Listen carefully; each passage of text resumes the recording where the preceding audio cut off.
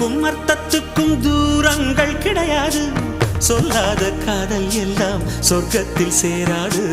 எண்ணிக்கை தீர்ந்தாலும் முத்தங்கள் தீராது. எண்ணிக்கை பார்த்தாலே முத்தங்கள் ஆகாது.